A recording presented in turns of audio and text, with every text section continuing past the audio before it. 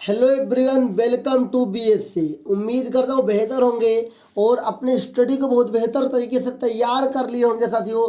Board exam 2025 में जो 24 फरवरी को आपका हिंदी का पेपर है, उसके ऊपर आज कंप्लीट हिंदी की क्लास लेकर आया हूँ, जिसमें मैं बताऊंगा कैसा आपके 2025 बोर्ड एग्जाम में पेपर आने वाला है, कैसे आपको पेपर हल करना चाहिए, किस तरीके से हल करना चाहिए हिंदी का पेपर, जिससे कि आपको अच्छे अंक प्राप्त हों। अगर कोई डाउट है तो कमेंट करके ज़रूर पूछेगा। बाकी इस वीडियो को पूरा ज़रूर देखेगा। बहुत कुछ जानकारी इस क्लास में मिलने वाली है, बहुत कुछ सीखने वाले हैं आप, और इस क्लास से बहुत कुछ आपके पेपर में भी आने वाला है। आइए साथियों शुरू करते हैं आज इस क्लास को। लेकिन अगर आप चैनल पे पहली बार हैं, सब्सक्राइब करिएगा अपने बोर्ड एग्जाम को बेहतर करने के लिए। चलिए साथियों शुरू करते हैं आज इस क्लास को।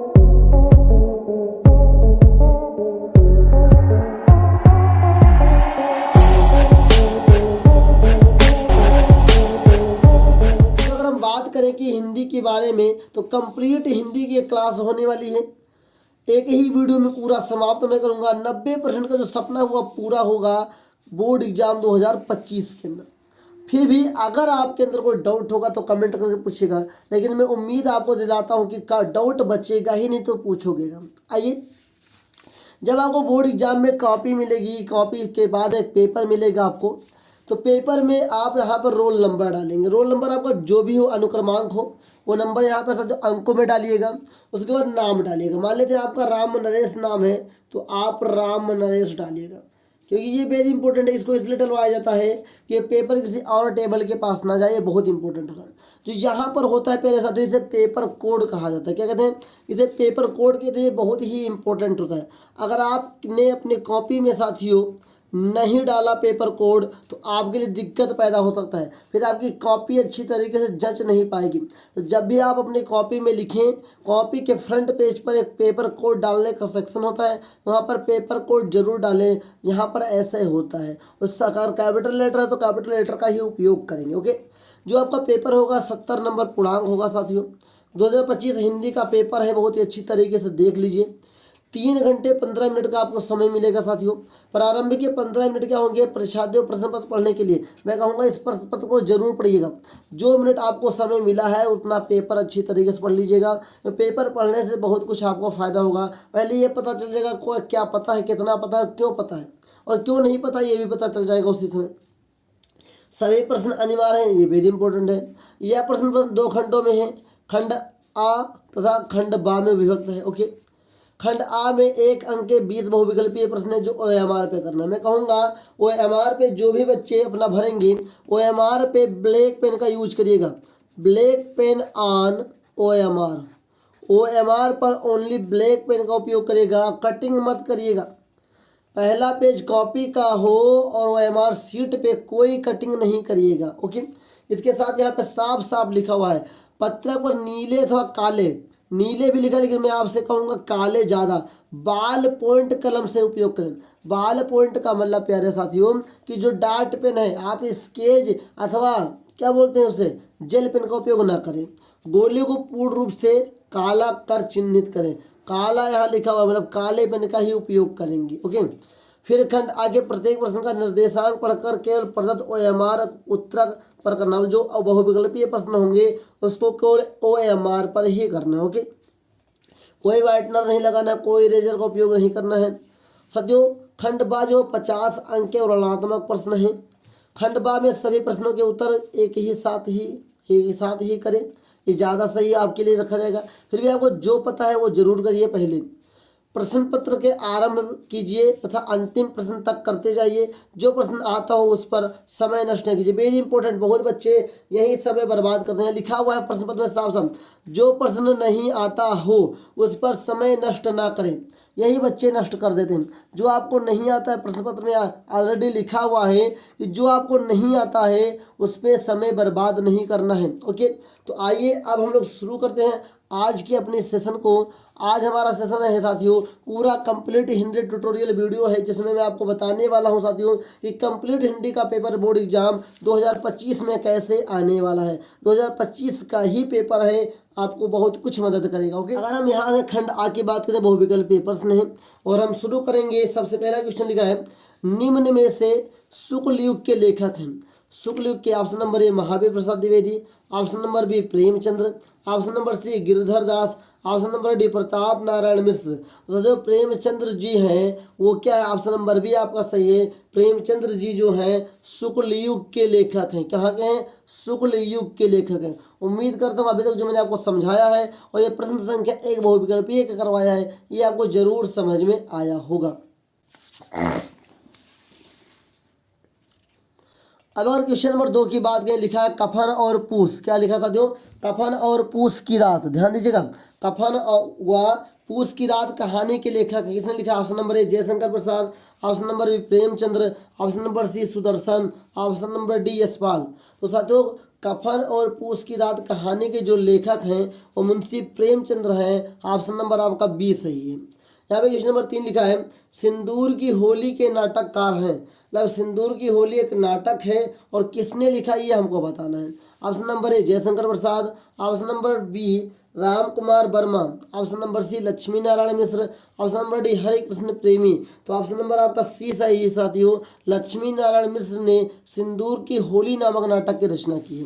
अब क्वेश्चन नंबर 4 है रूस में 25 मास, रूस में 25 मास यात्रावृत्त के लेखक हैं। क्वेश्चन नंबर 4 ऑप्शन नंबर ए है डॉक्टर नगेंद्र, और ऑप्शन नंबर बी है प्रभाकर पांचवे, ऑप्शन नंबर सी है Rambriksh Benipuri, option number D है राहुल सत्यानंद। तो याद रखिए Rahul Satyanand, option number D आपका सही है। और एक चीज़ मैं आपको कहता हूँ यात्रावृत्त में जो सबसे प्रसिद्ध नाम है इन्हीं का है राहुल सानकृत्यान।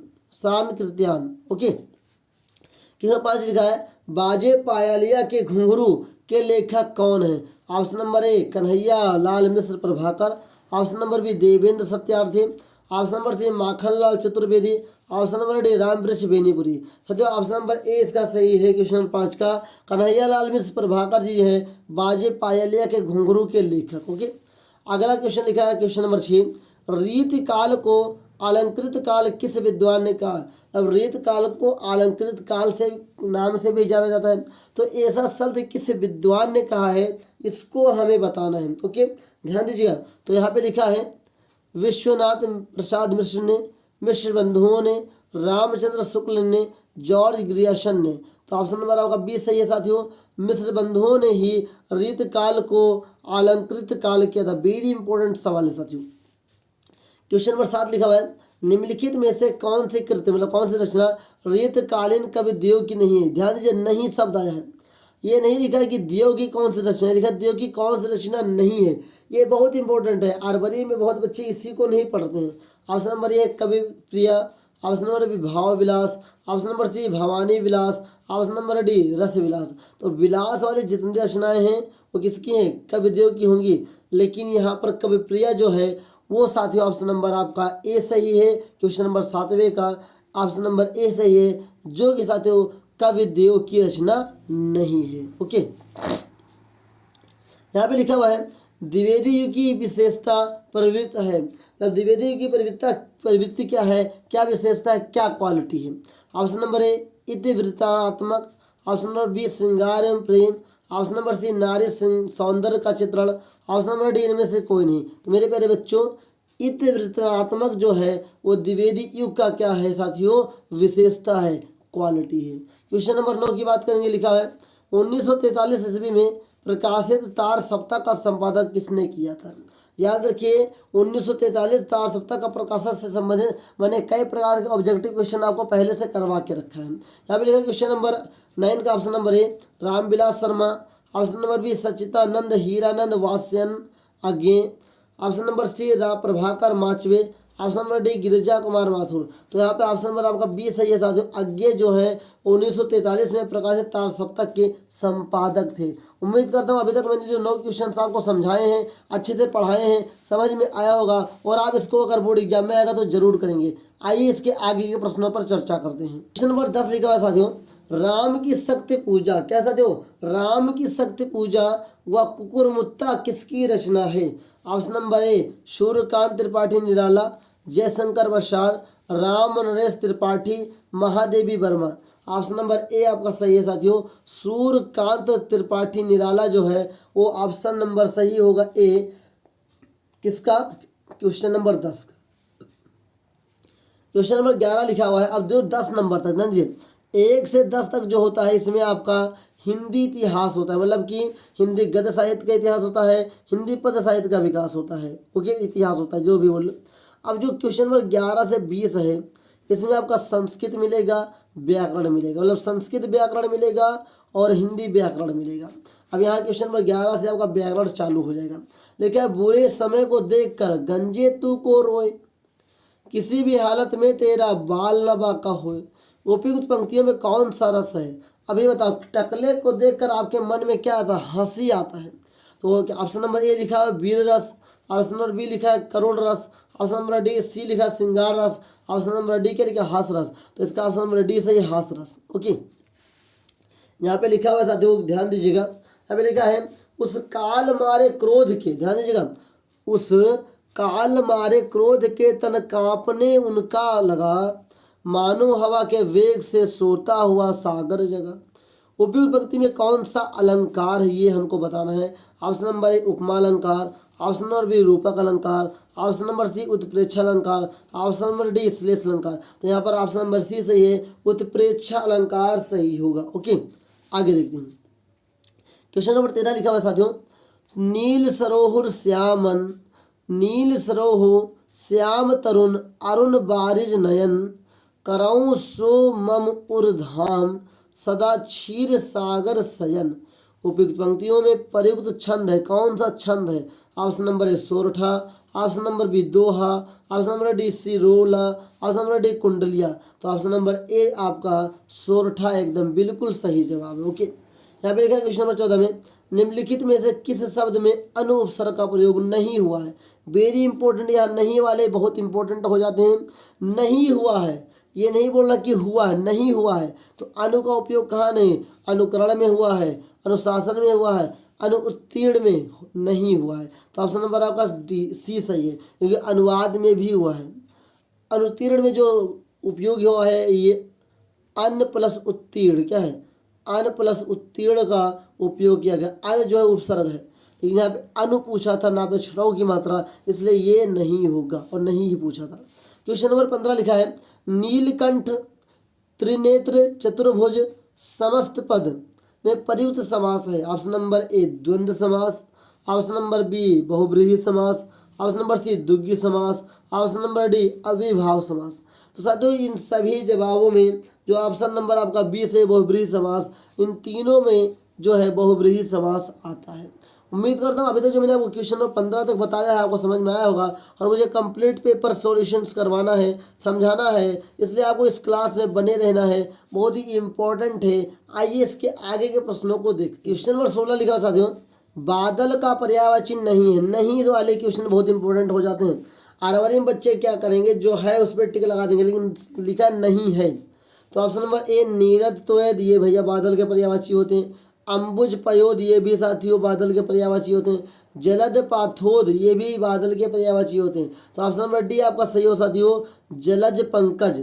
जलज पंकज जो है साथियों वो बादल के पर्यायवाची नहीं होते हैं। क्वेश्चन नंबर 17 लिखा है, युष्मद मतलब होता त्युम, सर्वनाम शब्द का तृतीय एक वचन है। यहाँ पे पूछ रहा है जो युष्मद लिखा है मतलब तुम, इसमें क्या है? सर्वनाम शब्द का तृतीय एक वचन क्या होगा? ऑप्शन नंबर ए युवाम, ऑप्शन नंबर बी त्वय, ऑप्शन नंबर सी त्वतः, ऑप्शन नंबर डी तुभ्यम। तो ऑप्शन नंबर आपका बी सही है, त्वय जो है युष्मद का तृतीय एक वचन होता है। ओके, क्वेश्चन नंबर 18 लिखा है, आंधी आई और हम घर भागने लगे। आंधी आई और हम घर भागने लगे, रचना के आधार पर इस वाक्य का प्रकार बताना है साथियों। सरल वाक्य है, मिश्र वाक्य है, संयुक्त वाक्य है, इनमें से कोई नहीं है। तो ऑप्शन नंबर आपका सी से है साथियों, संयुक्त वाक्य। क्या है? संयुक्त वाक्य है। चलिए क्वेश्चन 19 लिखा है, महात्मा बुद्ध ने विश्व को शांति का संदेश दिया। इस वाक्य का वाच्य बताइए। वाच्य बताना है साथियों। तो वाच्य क्या है? यहाँ पर महात्मा बुद्ध ने काम किया है, तो यहाँ पर साथियों ऑप्शन नंबर ए क्या है? कर्तव्यवाच्य है। ऑप्शन नंबर डी कर्मवाच्य है, भाववाच्य है, इनमें से कोई नहीं। तो ऑप्शन नंबर आपका ए सही है, कर्तव्यवाच्य। महात्मा बुद्ध ने विश्व को शांति का संदेश दिया। किसने दिया है? महात्मा बुद्ध ने दिया है। क्या दिया? शांति का संदेश दिया है। तो क्या कर्तव्यवाच्य है, कर्ता के द्वारा यह काम किया गया है, इसलिए कर्तव्यवाच्य होगा। ओके, क्वेश्चन नंबर 20 लिखा है, वह अचानक चला गया। वाक्य में प्रयुक्त अचानक पद का व्यक्तिकरण परिचय क्या है? संज्ञा है। ऑप्शन नंबर बी सर्वनाम है। ऑप्शन नंबर सी क्रिया विशेषण है। ऑप्शन नंबर डी क्रिया है। तो ये क्रिया विशेषण है। अचानक चला गया, क्रिया विशेषण वहाँ उपयोग करते हैं जहाँ पर कोई वर्ब के संग कोई क्वालिटी लगी होती है। तो अचानक चला गया, ये क्या है? चला गया तो क्रिया है, अचानक इसकी विशेषता है, तो क्या बना? अचानक चला गया, क्रिया विशेषण। उम्मीद करता हूँ अभी तक मैंने आपको 20 MCQ करवाया है, वो आपको समझ में आया होगा। अगर कोई डाउट है तो कमेंट करके पूछ सकते हैं। बाकी अब हम लोग साथियों बात करने जा रहे हैं अपने पेपर वर्णनात्मक पर सेक्शन बी के बारे में, कैसे बोर्ड एग्जाम में करना है। अगर आप इसको अच्छी तरीके से समझ गए तो आप बहुत बेहतर करके लेकर जाएंगे। ओके, आइए अब हम लोग आगे। अब देखिए तो जो भी आपके पास एग्जामिनेशन कॉपी मिलेगी, एग्जामिनेशन कॉपी में आपको करना क्या है कि इसके साथ साथ सबसे पहले हमको कॉपी में जो करना होता है वो सेक्शन बी से करना होता है, मतलब खंड बा से करना होता है प्यारे बच्चों। तो ये क्या है आपका? वर्णनात्मक, क्या है? वर्णनात्मक प्रश्न है साथियों। ओके, अब मान लीजिए हमको ये करना है। याद रखिए यहाँ पर जो गद्यांश देके रखा है आपका, यहाँ पर 2 देके रखा है, किसका? का भी देके रखा है और अथवा लगा है, और यहाँ पर साथियों खा देके रखा है। क्या? खा देके रखा है। तो आप चाहे खा करें साथियों या आपकी इच्छा हो का करें, आप जो करेंगे पहले वो लिखेंगे। मान लीजिए हम का करते हैं तो यहाँ पर क्या लिखेंगे ये मैं आपको बता दे रहा हूँ, कैसे लिखना अभी बता रहा हूँ। यहाँ पर डालेंगे, आंसर डालना हो हिंदी में तो आंसर डाल दीजिए, पूरा लिखना तो पूरा लिख सकते हैं। आंसर नंबर 21 का हो गया। ओके, इतना लिखने के बाद शुरू यहाँ से कर रहे हैं तो ईर्ष्या, सबसे पहले लिखेंगे ईर्ष्या की बड़ी dot dot dot dot dot dot dot dot साथियों लास्ट में क्या? बैठा दिया जाऊंगा, इसे लिख देना है। ओके, बैठा दिया जाऊंगा। ओके, अब मेरे प्यारे साथियों इतना लिखने के बाद सभी में चाहे गद हो या पद हो, सबसे पहले हमको क्या लिखना होता है? संदर्भ लिखना होता है। संदर्भ में आखिरकार होता क्या है? तो प्यारे बच्चों संदर्भ में होता है 2 चीज, पाठ का नाम, पाठ का नाम और लेखक का नाम। इतना अगर आपको प्यारे बच्चों याद है तो याद रखिए आपको कोई दिक्कत हो नहीं सकता संदर्भ में। मान लीजिए यहाँ पे लिखा है कि ईर्ष्या की बड़ी बेटी का नाम निंदा है, तो ईर्ष्या किस चैप्टर से आया है? ईर्ष्या तू न गई मेरी मन से है। ईर्ष्या तू न गई मेरे मन से किसने लिखा है ये आपको कमेंट करके ज़रूर बताना है। जब तक आप ये नहीं जान पाएंगे तब तक आप अच्छी तरीके से बोर्ड एग्जाम में नहीं कर पाएंगे। ओके, तो मान लीजिए संदर्भ लिखना होगा तो आप इसको भी काली पेन से करना है मेरे बच्चों। इसको पहला लिख देंगे क्योंकि पहला कर रहे हैं हम लोग संदर्भ। क्या कर रहे हैं? संदर्भ, संदर्भ। इसके बाद यहाँ पर संदर्भ लिखने के बाद इसको भी काली पेन से करेंगे। किस पेन से साथियों? मैं लिख दे रहा हूँ काली पेन। ओके, काली पेन का उपयोग करेंगे। देन इसके बाद संदर्भ में लिखेंगे प्रस्तुत, क्या है? प्रस्तुत गद है ना, तो प्रस्तुत गद्यांश, प्रस्तुत गद्यांश हमारी पाठ्य पुस्तक हिंदी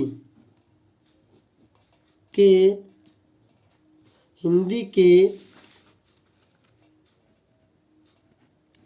गदखंड के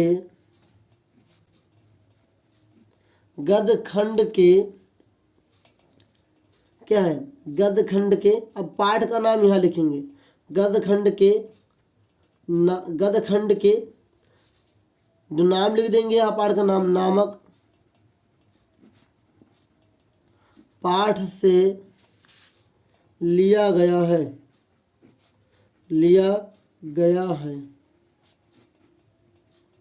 जिसके लेखक डॉट डॉट हैं।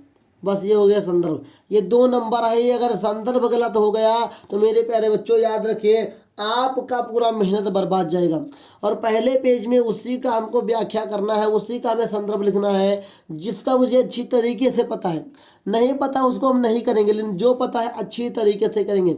जो मैंने लाइन छोड़ दिया है सभी में हिंदी सेम रहेगी। जो भी गद लिखेंगे बस आपको जो डॉट डॉट छोड़ दिया है वहाँ पर आपको पहले डॉट में पाठ का नाम, दूसरे डॉट में आपको लेखक का नाम लिखना होता है। उम्मीद करता हूँ ये समझ में जरूर आ गया। पहला सवाल हो गया।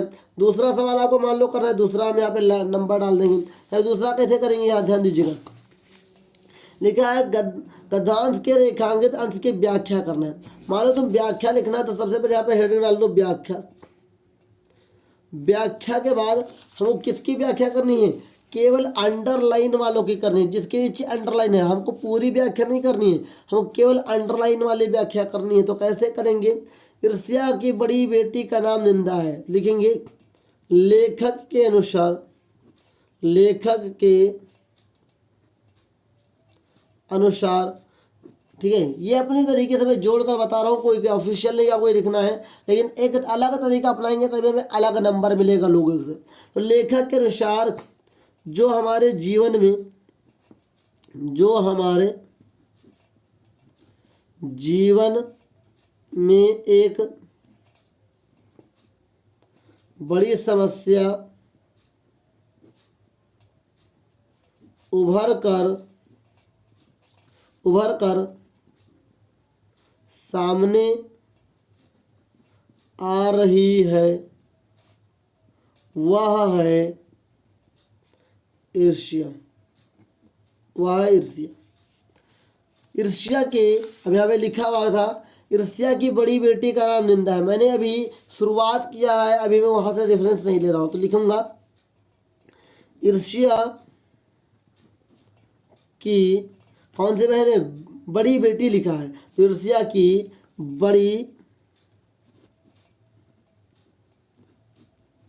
बेटी का नाम निंदा है। इतना लिखने के बाद मेरे प्यारे बच्चों ध्यान दीजिएगा, इतना लिखने के बाद मान लो आगे आपको नहीं, जो व्यक्ति ईर्ष्यालु होता है वही व्यक्ति बुरे किस्म का निंदक भी होता है। अब जिसके अंदर अच्छे भावनाएं भी होती हैं वो निंदक भी होता है। इसको थोड़ा बढ़ा चढ़ा के आपको मान लीजिए एक लाइन आपको था व्याख्या करने के लिए आप 4-5 लाइन ले सकते हैं, इसकी भी आपको 2 नंबर मिलता है। एक भी व्याख्या नहीं छोड़ के आनी है, लेकिन सबसे पहले कहूँगा जिसकी व्याख्या वो करनी है उस को आपको अच्छी तरीके से क्या संदर्भ याद होना चाहिए। फर्स्ट इंप्रेशन है लास्ट इंप्रेशन, अगर आपका संदर्भ सही है तो व्याख्या आपका सही मान लिया जाता है। उसके बाद साथियों लास्ट में एक सवाल होता है, ईर्ष्यालु व्यक्ति दूसरों से निंदा क्यों करते हैं, इसका पढ़कर आपको इसी में से जवाब ढूंढ करके देना है। उम्मीद करता हूँ आप लोग 21 नंबर क्वेश्चन अच्छे तरीके से समझ गए होंगे। मान लेते आपको खा वाला करना था तो जहां मैंने आप यहाँ पर का डाला है आप खा डाल देते, ओके। और खा के बाद यहाँ पे ऐसे लिखते कुसंग का ज्वर सबसे भयानक होता है, डाट डाट डाट डाट की ओर ले जाएगी। इतना लिख करके आप शुरुआत करेंगे। सबसे पहले संदर्भ लिखना होता है, रेखांकित अंश की व्याख्या करनी होती है, जिसे मैंने बताया वैसे आपको बढ़ा चढ़ा के लिखना है। और ये बहुत ही इंपॉर्टेंट है, चैप्टर्स आप अच्छी तरीके से अपने बुक को जो भी आपके पास क्वेश्चन बैंक उसमें अच्छी तरीके से देख लेंगे। कुसंग की तुलना किससे की गई, इसका जवाब भी इसी में से पढ़ने के बाद मिलेगा। फिर ठीक जैसे क्वेश्चन नंबर 21 तक गद्य के लिए उसे क्वेश्चन नंबर 22 लिखा है पद में, ठीक है। निम्नलिखित में से कि एक पद्यांश पर आधारित प्रश्नों के उत्तर देना है। अब यहाँ पे 2 पद्यांश है। एक हमारे पास ये है कि चाह नहीं मैं सुरबाला के गहनों में गूथा जाऊं, चाह नहीं प्रेमी माला में बिंद ब्यारी को ललचाऊं। और आप अथवा करके भी लिखा है ऊँधो जाओ तुम्हें हम जाने। तो ये 2 में से एक करना है, एक लिख लेंगे अच्छी तरीके से प्यारे बच्चों। जैसे आपको क्या करना है, आंसर नंबर हम पहले डाल लेंगे। आंसर नंबर का डालना बहुत ही इंपॉर्टेंट होता है। आंसर नंबर हमने डाला 22, हम कर रहे हैं मान लो का, तो यहाँ क्या डालेंगे का, ओके। उसके बाद हम लोग इसको कर रहे हैं तो क्या लिखेंगे, चाह नहीं डाट डाट डाट डाट को ललचाऊं, डाट डाट डाट वीर अनेक, क्या है वीर अनेक। ये हो गया साथियों इसका संदर्भ लिखने के लिए मटेरियल्स, ओके। देन दूसरी बात जो आपको करना है प्यारे बच्चों, ये क्या करना है, आपको ये करना है साथियों कि संदर्भ तो होने के में क्या चीज़ जरूरी है। मैंने बताया पद्यांश का नाम क्या है, पद्यांश का नाम। और दूसरा मैंने आपको बताया है कि संदर्भ में साथियों लेखक या कवि का नाम क्या है, कवि का नाम।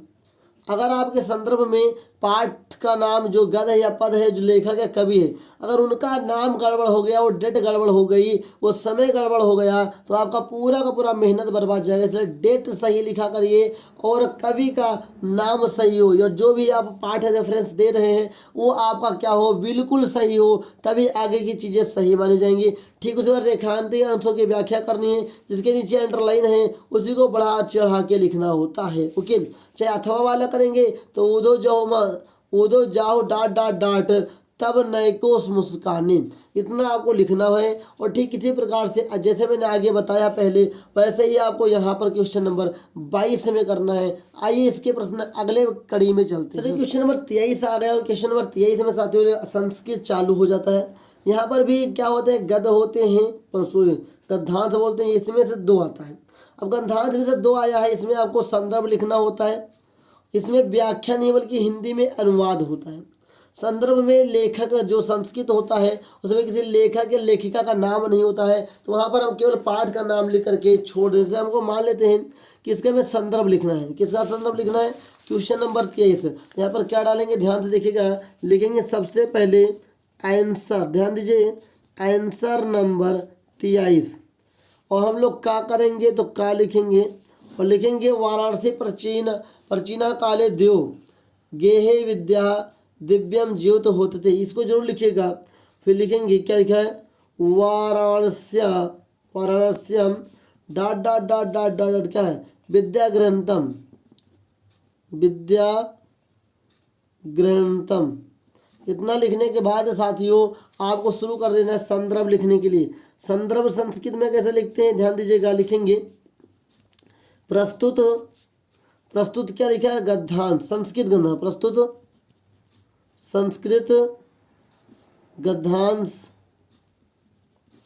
हमारे पाठ्य पुस्तक, क्या है, हमारे पाठ्य पुस्तक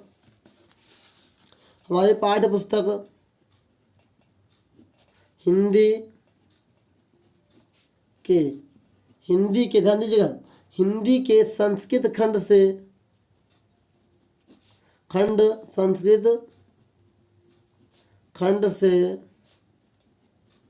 अवतरित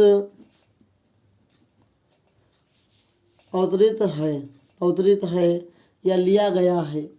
संदर्भ में यहाँ पे किसी लेखक का नाम नहीं होता है। संस्कृत खंड के वाराणसी, कैसा दो, वाराणसी नामक, संस्कृत में वाराणसी लिखा होगा, वाराणसी नामक पाठ से अवतरित है। उम्मीद करता हूँ ये आपको समझ में आएगा कि संस्कृत में कैसा संदर्भ लिखना है। प्यारे बच्चों, संस्कृत में संदर्भ लिखने के लिए मेरे प्यारे बच्चों आपको ध्यान रखना है पाठ का नाम। संस्कृत में केवल अगर पाठ का नाम सही है, आगे की हिंदी का अनुवाद सही मान लिया जाता है। तो मैं कहूँगा कि आपको संस्कृत लिए क्या क्या तैयार करना है, एक वाराणसी वाला जो चैप्टर है उसको अच्छी तरीके से पढ़ लीजिए। एक प्रबुद्धो ग्रामीण होगा, उसको अच्छी तरीके से पढ़ लीजिए। इसी में से श्लोक भी फंसेगा, इसी में से आपके गद्यांश पद्यांश सब फंसेंगे। साथ ही साथ साथियों आप केन के वर्धते पढ़ लीजिए, बहुत ही इंपॉर्टेंट है, क्वेश्चन आंसर के लिए बहुत ही इंपॉर्टेंट चैप्टर होता है। तो वाराणसी प्रबुद्धो ग्रामीण, ये 2 चैप्टर अभी अच्छे तरीके से पढ़ लीजिए। बाकी जो मुझे अच्छा लगेगा मैं आपको बहुत ही जल्द और इन्फॉर्मेम कर दूंगा साथियों। ओके, अब यहाँ पर भी क्या करना था, मैंने क्या लिखा, मुझे अथवा वाला करना होता तो मैं अथवा का का लिख देता, का सोचिए का के बाद खा लिख देता। अब अगर हम आगे बात करें क्वेश्चन नंबर 24 में, तो क्वेश्चन नंबर 24 में लिखा है, नीचे दिए गए संस्कृत पदार्थ में से किसी एक का संदर्भ सहित हिंदी में अनुवाद लिखिए। याद रखिएगा संस्कृत में व्याख्या नहीं बल्कि क्या आती है, हिंदी में अनुवाद आता है। मेरे प्यारे बच्चों ध्यान दीजिएगा, लिखा 7 प्रविष्टों के मित्र कृमिना मित्र ग्रह सता आतुरस्य चाकिम मित्रम किशविन मित्र मृष्यतः ये मंदम प्रणम वाप जयो वाप राज्य उभयत्र शमो वीरा वीर भावो ही वीरता। ये 2 दे के रखा है, इन 2 में से किसी एक का संदर्भ लिखना है, किस पाठ से लिया गया है, और इसका हिंदी में अनुवाद करना है।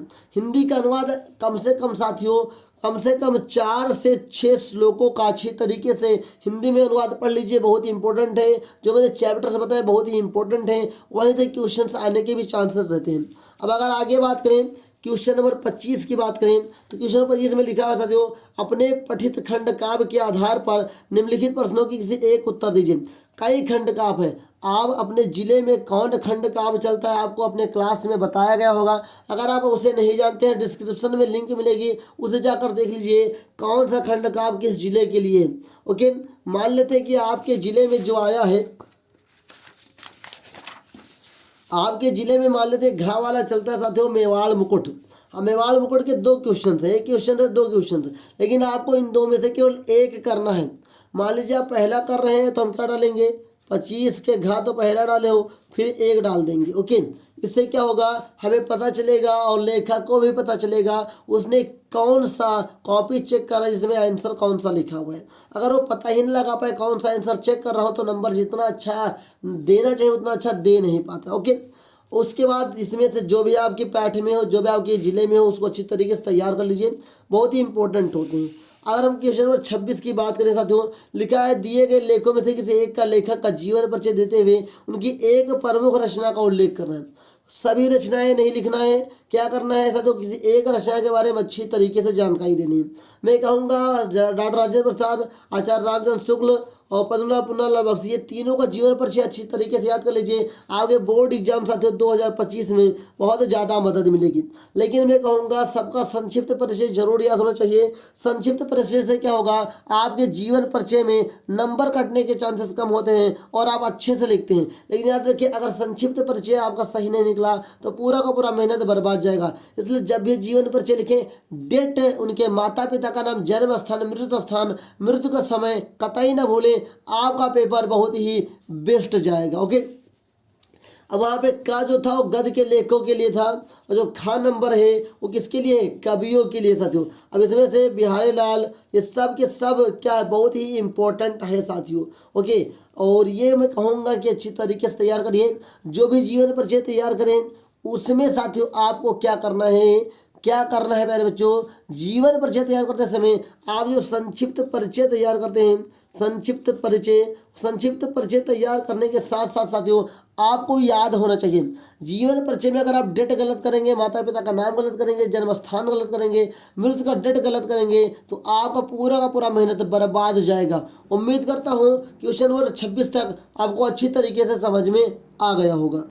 अब अगर क्वेश्चन नंबर 27 की बात, ये लिखा अपने पाठ्य पुस्तक संस्कृत खंड से कंठस्थ एक श्लोक लिखिए जो कि प्रश्न पत्र में ना हो। यहाँ पे मैंने आपको पहले बता चुका हूँ कि इस खंड में, इस पेपर में 2 खंड आए थे संस्कृत के, वंदम वरणम वाले और एक चैप्टर से और आया है, तो उन दोनों में से हमें एक करना था। यहाँ पे लिखा हुआ है कि यहाँ पर वो श्लोक लिखना है जो आपकी इस प्रश्न पत्र में ना हो। अब अगर 2 ही श्लोक आप याद करते हैं, दोनों आपके प्रश्न पत्र में ऑलरेडी लिखा है, तो आप यहाँ पर 27 नंबर में लिखेंगे, नंबर 1 भी नहीं मिलेगा।